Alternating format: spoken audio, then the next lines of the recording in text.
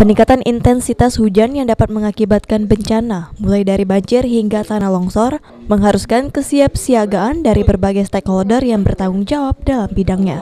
Termasuk Badan SAR Nasional atau Basarnas Palembang, telah menyiagakan puluhan personilnya di semua wilayah subregional di kabupaten dan kota di Sumatera Selatan. Kepala Basarnas Palembang Heri Marantika mengungkapkan, adapun para personil yang siap ditugaskan untuk melakukan pemantauan terhadap kejadian bencana yang diperkirakan akan terus meningkat hingga Maret 2022.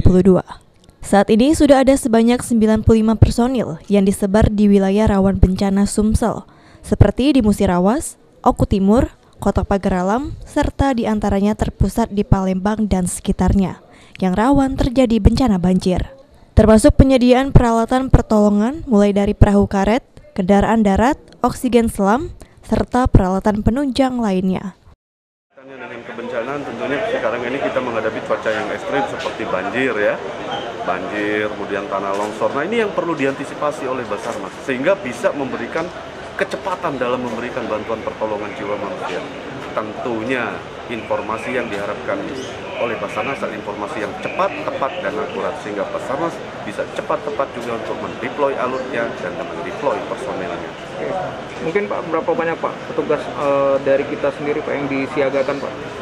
Untuk saat ini, untuk menangani situasi cuaca ekstrim ini ada 95 personil dari Basarnas yang sudah kita siapkan di beberapa tempat seperti di Musirawas ya, sudah kita tempatkan lengkap dengan peralatannya di Oku Timur serta di Kota Pagaralam.